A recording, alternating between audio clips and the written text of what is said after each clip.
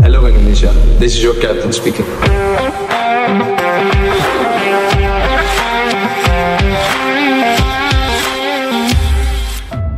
Kalian pernah mendengar sebuah narasi picik, sebuah narasi yang terus diagungkan, bahwa Indonesia itu hanya hebat karena naturalisasi. Bahwa timnas Garuda hanya mampu terbang tinggi karena darah keturunan dari luar negeri. Bahwa ini semua hanyalah jalan pintas, bukan hasil kerja keras. Namun di tengah gempuran opini miring itu, muncullah sebuah suara. Bukan dari supporter fanatik, bukan dari pengamat lokal, melainkan dari seorang pundit sepak bola asal negeri jiran Malaysia. Suara yang tak hanya membantah, tapi juga membuka mata dunia. Dalam sebuah tayangan di Astro Arena, sang pengamat ini mematahkan tudingan itu satu persatu. Ia tak hanya berbicara, ia membawa pemahaman mendalam tentang visi besar sepak bola Indonesia. Visi yang bukan hanya memburu kemenangan cepat, tapi membangun fondasi kokoh untuk masa depan timnas Indonesia. Kali ini, mereka akan layak ke Under-17 World Cup on merit buat kali pertama dalam sejarah mereka. Satu pencapaian yang sangat luar biasa. Dan kenapa aku cakap benda ni penting, Faiz? Tetapi aku nak just sebut kenapa benda ni penting dan bermangkam bulu rumah aku adalah kerana di fasa yang mana bola sepak Indonesia sering dituduh mengambil jalan singkat. Dalam fasa di mana bola sepak Indonesia dikatakan terlalu gairah dan gelojoh untuk jalan singkat sehingga menaturalisasikan belasan ataupun mungkin puluhan pemain yang datang daripada Eropah untuk mengangkat martabat timnas untuk masuk ke Piala Dunia Senior.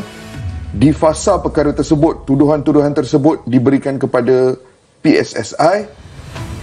Kejayaan ini membuktikan bahawa ada perancangan dan juga perjalanan yang berlaku dalam direction dan angle yang berbeza. Ada yang mencibir prestasi timnas Indonesia U17 di Piala Asia kali ini hanyalah kebetulan ataupun karena regulasinya yang lunak. Namun pengamat bola Malaysia ini punya pandangan lain. Ia bersuara tegas dan mengatakan ini bukan keberuntungan. Ini adalah hasil dari strategi, kerja keras, dan perencanaan yang matang. Senior team is senior team dengan projek short term mereka, tetapi at the younger age level ada satu projek jangka masa lama yang sedang berlaku. Ini bukan sesuatu yang berlaku secara random, ini bukan sesuatu yang akan berlaku just like that. Ini adalah hasil daripada usaha dan tenaga kerja yang telah diletakkan ataupun dimasukkan sebelum ini. Dan pada puncaknya, kekagumannya pun tak mampu lagi ia sembunyikan. Ia menyebut nama seorang arsitek di balik kebangkitan ini, pelatih jenius yang mulai menyusun potongan kejayaan masa depan, Nova Arianto. Coach Nova is really highly rated di Indonesia. One day kita akan bersembang pasal dia. Sangat highly rated dan dia telah meneruskan legasi guru-guru dia sebelum ini dan membawa Indonesia mencipta satu sejarah yang besar. This is an important moment kerana ia menghantar message bahawa perjalanan bola sepak Indonesia pada ketika ini bukan untuk jangka masa pendek sahaja, but there is a long term gain. Bukan pujian sembarangan, ini adalah pengakuan dari luar negeri bahwa Indonesia tak hanya hebat karena naturalisasi, namun Indonesia hebat karena telah menemukan jati diri. Apa yang disampaikan oleh pundit sepak bola Malaysia ini adalah cermin bahwa media mereka mulai memasuki era yang lebih sehat dan beradab. Di saat media dalam negeri kita sendiri sering memberi panggung kepada suara-suara yang tak kredibel, yang gemar melontarkan kritik tanpa dasar, tanpa data, bahkan tanpa empati.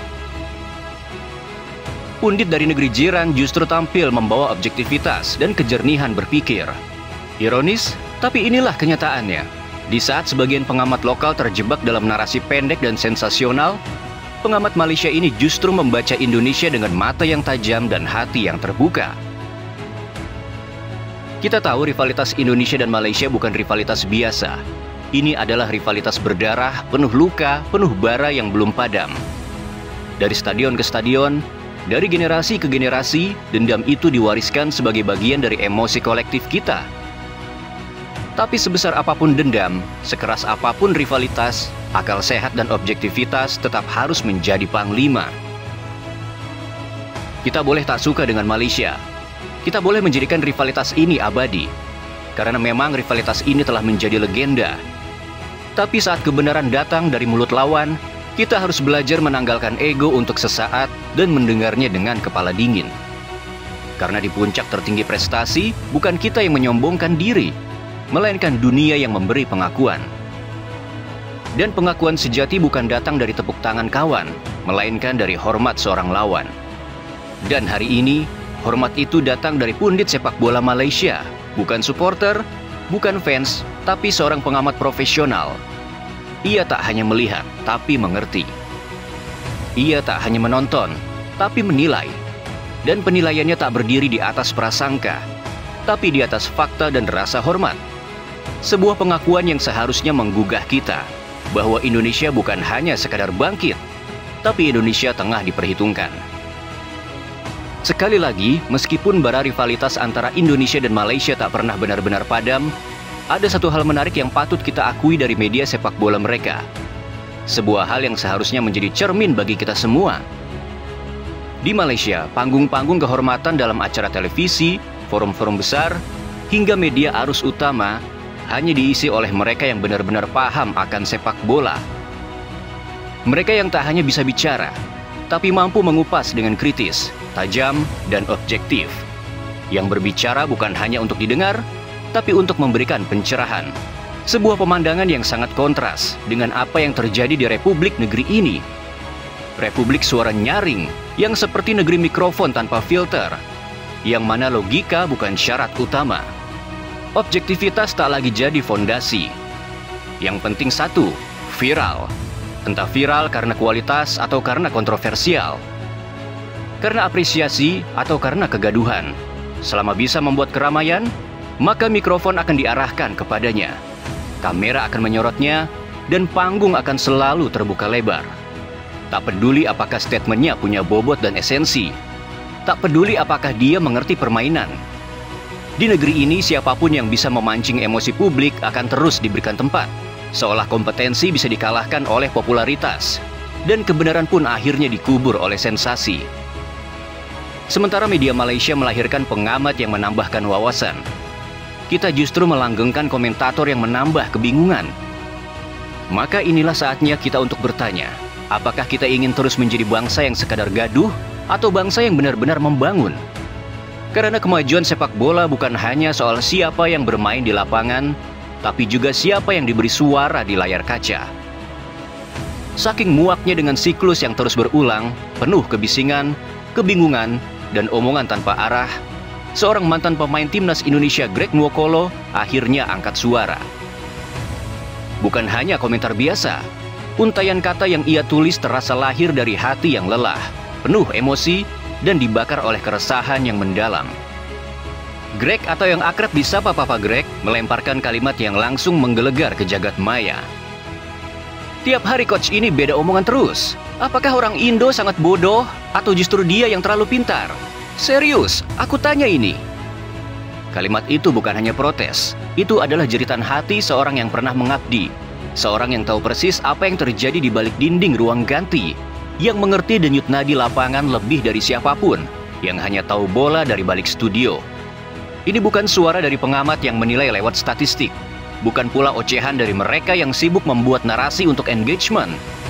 Ini adalah suara dari mantan prajurit lapangan, ex-timnas Indonesia, yang tahu betul bagaimana rasanya membela merah putih, tahu tekanan, tahu sistem, dan tahu betapa kacaunya jika kepercayaan pada sosok pemimpin mulai runtuh. Jeritannya adalah cermin bahwa yang lelah bukan cuma supporter, yang bingung bukan cuma netizen. Bahkan mereka yang pernah berdiri paling depan untuk negeri ini pun kini bertanya-tanya, kemana sebenarnya arah media kita? Di saat banyak mantan pemain memilih untuk diam, entah karena lelah, enggan, atau karena memang tak diberi ruang, Papa Greg justru tampil berbeda.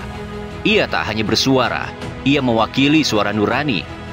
Sebuah penegasan bahwa di negeri ini masih ada insan-insan berkompeten, yang bukan hanya paham sepak bola, tapi juga peduli terhadap arah gerak bangsa di dunia olahraga.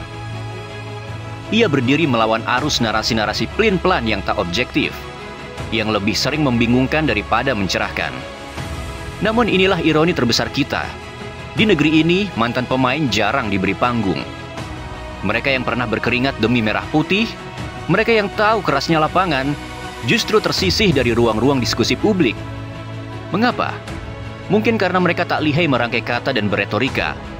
Mungkin karena mereka terlalu jujur, terlalu lugas, terlalu berbicara sesuai fakta. Dan seperti yang kita tahu, kebenaran yang tak kontroversial jarang menghasilkan rating. Maka acara-acara yang seharusnya jadi wadah edukatif malah berubah jadi arena adu sensasi. Mereka yang bersuara kontroversial terus mendapatkan panggung, terus disorot, terus diperbincangkan. Sementara suara tulus yang ingin membangun nyaris tak terdengar. Lalu apakah netizen tinggal diam? Tentu saja tidak. Netizen pun marah. Tapi dalam kemarahan itu ada satu hal yang harus dijaga. Jangan sampai amarah melampaui akal sehat. Jangan sampai semangat melawan kekeliruan justru menjerumuskan pada pelanggaran hukum. Kemarahan harus diarahkan, bukan dilampiaskan. Karena jika kebenaran ingin menang, maka ia harus menang dengan cara yang benar. Kembali ke persoalan media-media Malaysia, meski netizen mereka dikenal lantang bahkan kerap melemparkan bola panas yang siap membakar kepala jika tak segera dibalas, itulah bumbu dari rivalitas ini. Ada gengsi yang dipertaruhkan, ada kebanggaan yang tak bisa ditawar. Namun satu hal yang patut kita akui, media mereka tak mudah tergocek. Di tengah riuh rendah komentar liar dan panasnya perang netizen, media-media Malaysia tetap berdiri tegak, menjaga marwah, menjaga kualitas. Mereka tahu siapa yang layak bicara. Di sana tak mudah bagi sosok yang hanya pandai berkoar untuk masuk ke layar lebar. Tak ada tempat bagi tukang gaduh tanpa kompetensi untuk tampil di panggung utama. Hanya mereka yang paham, mereka yang punya pengalaman dan integritas, yang diberi mikrofon dan disorot kamera. Ibaratnya di Malaysia, yang berilmu duduk dan berbicara di hadapan lensa besar. Yang gaduh tanpa isi cukup bersuara lewat jari di kolom komentar. Kontras dengan realita yang kita saksikan di tanah sendiri, di mana seringkali panggung lebih tertarik pada siapa yang paling keras, bukan siapa yang paling cerdas. Rivalitas boleh terus membara, tapi dalam hal kualitas media, tampaknya mereka telah lebih dulu mencetak gol, bukan di atas lapangan, tapi di ruang diskusi dan pencarian kebenaran. Maka di tengah gaduhnya negeri sendiri, di saat pundit-pundit lokal sibuk berlomba menciptakan kontroversi demi sorotan, justru dari tanah rival Malaysia muncul suara yang paling objektif. Bukan dari mereka yang memakai seragam merah putih, tapi dari mereka yang selama ini kita anggap sebagai lawan. Di saat kita terjebak dalam kegaduhan yang tak membangun, pundit Malaysia hadir membawa cermin, menunjukkan bahwa kadang apresiasi paling tulus datang bukan dari teman, tapi dari rival yang jujur. Dan saat itu terjadi, pertanyaannya bukan lagi siapa yang benar, tapi justru kapan kita belajar untuk lebih menghargai kebenaran, daripada hanya sekadar ingin terlihat paling nyaring bersuara. Terima kasih untuk Malaysia. Terima kasih atas pundit-punditmu yang tak hanya melihat dengan mata, tapi menilai dengan hati. Terima kasih atas media-mediamu yang memilih objektivitas di tengah riuhnya rivalitas. Di saat kami sendiri terkadang lupa bagaimana cara menghargai perjuangan, kalian justru datang sebagai cermin, menyuguhkan narasi-narasi indah, jujur, dan penuh rasa hormat terhadap sepak bola Indonesia. Dari tanah rival, lahir penghargaan yang terasa lebih hangat daripada tepuk tangan sendiri. Sebuah ironi, sekaligus sebuah penghormatan. Dan untuk itu semua, kami angkat topi.